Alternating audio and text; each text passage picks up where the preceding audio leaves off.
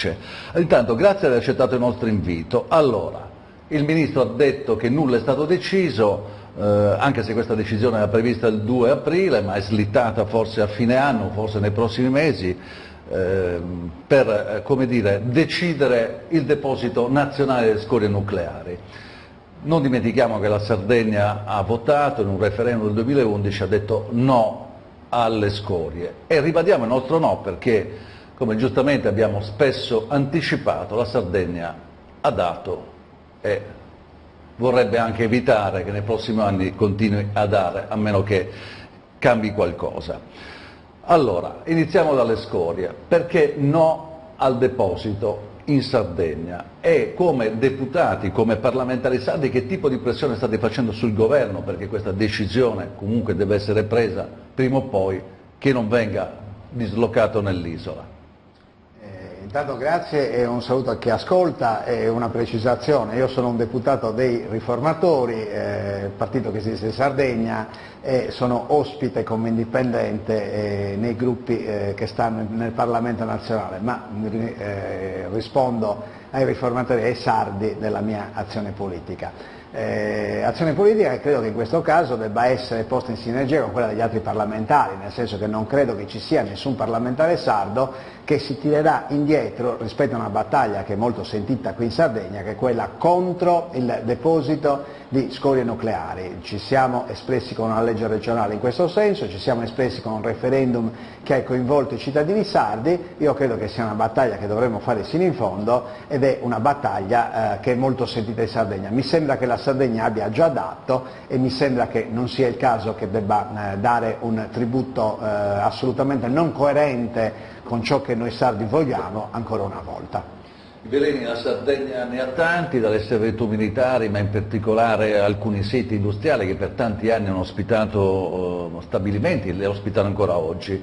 Lei crede che comunque le bonifiche siano una realtà a quale non ci possiamo, come dire, distanziare, allontanare? Forse le bonifiche saranno per il momento un volano di sviluppo per l'isola? Ma io credo che le bonifiche siano un dovere di chi ha distrutto l'ambiente e di chi ha messo i veleni nella nostra terra, e molto spesso questi veleni non li hanno messi le aziende private ma li ha messi lo stesso Stato, come è il caso di alcuni siti che sono stati in passato oggetto di servitù militari. Quindi io credo che l'idea di restituire l'ambiente nelle stesse condizioni in cui è stato trovato sia una di quelle cose su cui noi sardi dobbiamo fare una battaglia immensa. La dobbiamo fare per riavere indietro il nostro territorio così come lo abbiamo dato, e ovviamente da questo possono discendere anche delle opportunità di lavoro importanti per la nostra terra e per chi ci vive. Il suo riferimento in particolare al mancato G8, ho fatto riferimento alla Maddalena. Allora lì abbiamo una cattedrale tra mare e isola che purtroppo non è stata sfruttata e sta cadendo, come si suol dire. Che cosa si può fare? In che modo si può intervenire per cercare di salvare almeno questa struttura, utilizzandola forse per altri fini?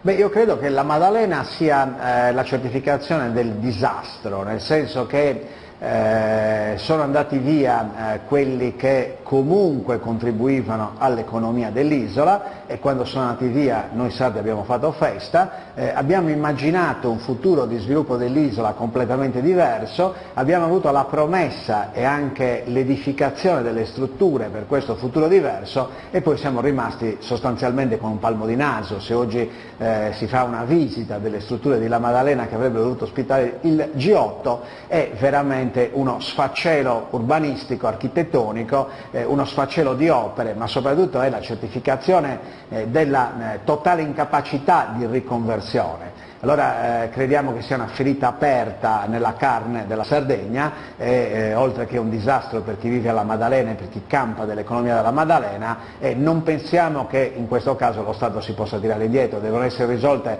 le controversie che ancora pendono dal punto di vista giuridico, e quei beni, quelle prospettive debbono ritornare nella disponibilità di chi vive alla Maddalena e dell'intera Sardegna. Ritorniamo alle servitù militari. Regolarizzare le servitù militari è importante per la Sardegna perché noi stiamo cercando di vendere il nostro prodotto. Adesso c'è l'Expo a Milano e dobbiamo partecipare a questa grande vetrina mondiale, oltre 20 milioni di presenze garantite, insomma, presentandoci così, con possibilità di deposito, servitù militari, insomma non ci facciamo una grande pubblicità da questo punto di vista? Beh, intanto l'Expo 2015 è una vetrina della food security, quindi noi dovremmo molto spingere sul concetto di isola di qualità che noi vorremmo diventasse il brand della nostra terra, e dovremmo avere ben chiaro in testa che la possibilità di avere un brand che ci faccia conoscere nel mondo, dove oggi non ci conoscono e non ci comprano perché non sanno che esistiamo, è una cosa importantissima.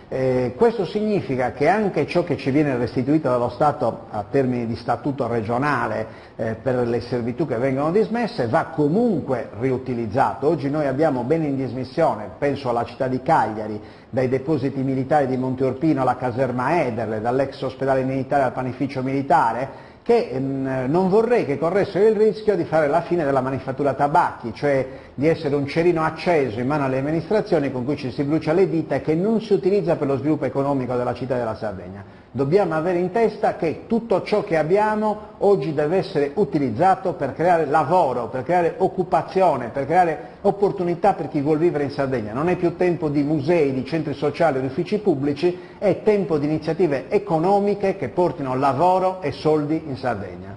Lei è anche Presidente della Commissione Sanità, adesso c'è una grande polemica in questi giorni legata ai probabili veleni di Saras e Tecnocasic. Ci sono questi territori tra Capoterra, Villa San Pietro, San Rocco, insomma, dove l'incidenza di morti è abbastanza notevole.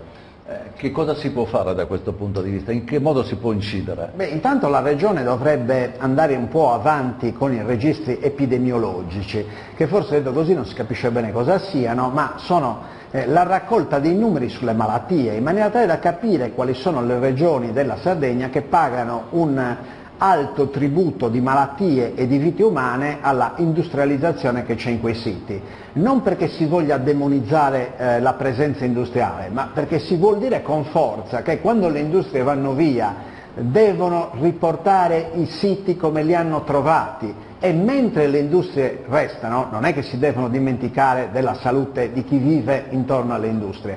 Quindi io credo che la Regione dovrebbe fare uno sforzo importante per avere i numeri e dovrebbe, una volta avuti i numeri e accertata l'incidenza delle malattie, avere ben a cuore l'idea della salute di chi vive in quei posti.